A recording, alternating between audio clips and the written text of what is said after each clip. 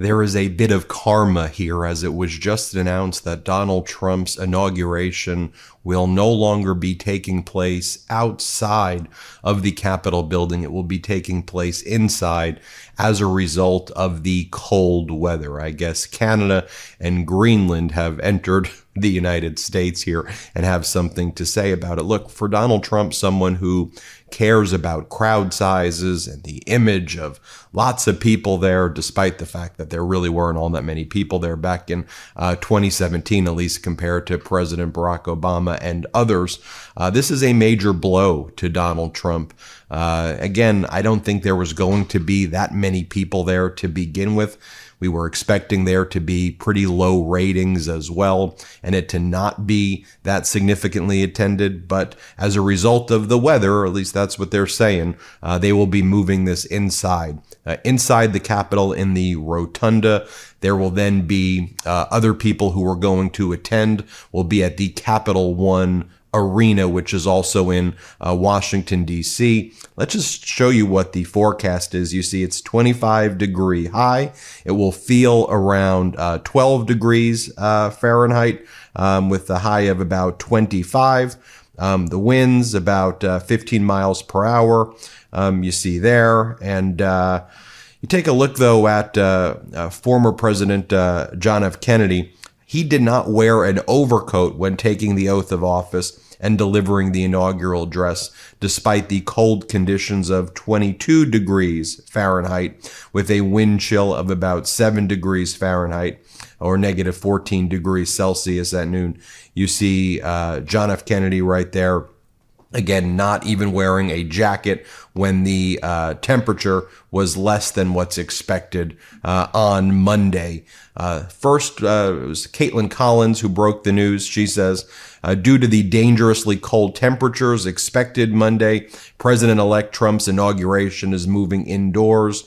Sources tell them, expect Trump and Vance to be sworn inside the Capitol Rotunda. And then Donald Trump confirmed that as well with this post right here. He says, January 20th cannot come fast enough. Everybody, even those initially opposed a victory by Donald Trump and the Trump administration, just want it to happen. So again, just starting off with more lies. It is my obligation to protect the people of our country. But before we even begin, we have to think about the inauguration itself. The weather forecast for D.C. with the wind chill factor could take temperatures into severe record lows. I mean, they're low. I don't know about record lows. This is an Arctic blast sweeping the country. I don't want to see people hurt, injured in any way. Just pause there, because you seem to have been making a mockery of the victims here in Los Angeles, people who had to evacuate their homes, people who lost their homes here in Los Angeles. But now that it's impacting you, you seem to have a different level of concern than when people were suffering in Los Angeles. But I'll keep reading. There is an Arctic blast sweeping the country. I don't want to see people hurt or injured.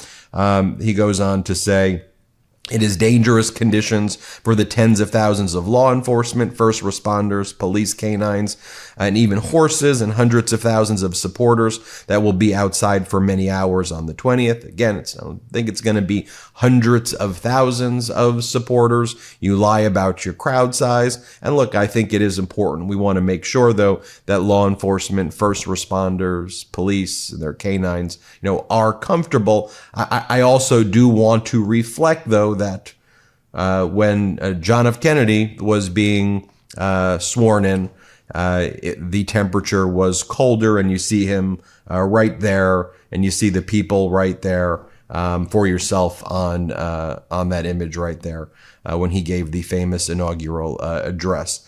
Trump then says, therefore, I have ordered the inauguration address, in addition to prayers and other speeches, to be delivered in the Capitol Rotunda, as was used by Reagan in 1985. Also, because of very cold weather, the various dignitaries and guests will be brought into the Capitol. This will be a very beautiful experience for all. and especially for the large TV audience. And again, I just don't think it's going to be that beautiful of an experience, nor do I think the TV audience is going to be all that large. I think a lot of people are going to be boycotting it. We're going to be providing alternative coverage here on the MeidasTouch network, and we're not going to be playing what's going on in the inauguration. It goes on to say, therefore, I've ordered the inauguration to take place there. We will open the Capital One Arena on Monday for live viewing of this historic event. And to host the presidential parade, I will join the crowd at Capital One after my swearing in. All other events will remain the same, including the victory rally at Capital One Arena on Sunday and all 3 inaugural balls Monday evening. The parties go on. The parties go on. That's what he's most focused on. Everyone will be safe. Everyone will be happy. And we will together make America great again. That's his statement. I'm just reading what his words are. Everybody will not be happy. In fact, Donald Trump's current approval rating, based on the new Associated Press poll leading to the inauguration, is about 41%, which is basically the lowest in inaugural history. Usually there's a honeymoon phase when you are elected president, because in theory, the American people voted for you.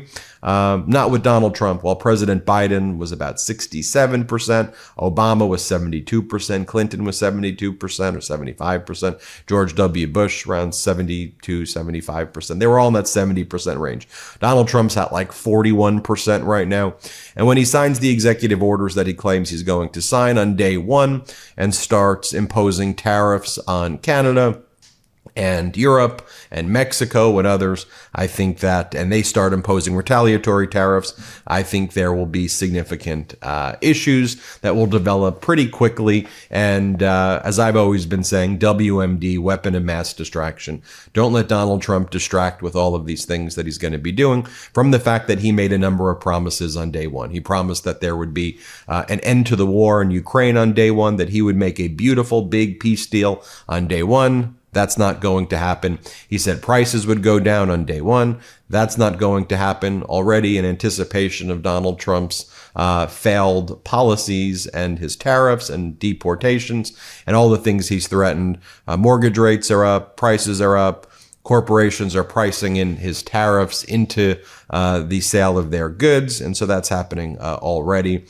So as Donald Trump was mocking Canada for their saying that they would be the 51st state, it seems that Donald Trump really can't even handle cold weather. So not really sure Canada's the place for you, Donald, as he's posting photos of the Swiss Alps and saying, oh, Canada.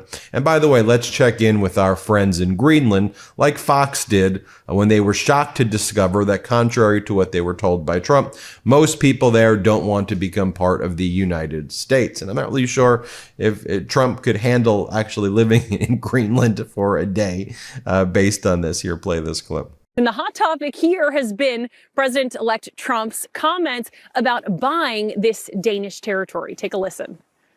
A lot about Trump and also their opinion about Trump. I hate it. And basically, I don't know what he's aiming at. Me personally, I want to stick with Danish government. Well, most of the people that we talked with said that they did not support Trump's comments and found them offensive. And again, just to remind you here, this was Donald Trump in Aberdeen in Scotland. You see him right there wearing his winter coat there. Never really could handle cold weather. Here's the photo of the 2009 Obama inauguration with the 2017 Trump inauguration. This one was going to be much smaller than 2017. So also maybe one of the reasons why they're moving it inside as well. And, and as I've said before, it's funny, not funny, but when I was interviewing a number of Canadian members of parliament over the past weeks, one of the things they said is, all right, Donald, why don't you come here into our freezing weather, spend a day in Canada, speak to the Canadian people, start talking about your ideas and see what happens when you do that. And, it's ironic that after all of his attacks on Canada, this is what happens. Anyway, hit subscribe. Let's get to 4 million subscribers. Thanks for watching. Can't get enough Meidas? Check out the Meidas Plus Substack for ad-free articles, reports, podcasts, daily recaps from Ron Filipkowski, and more. Sign up for free now at MeidasPlus.com.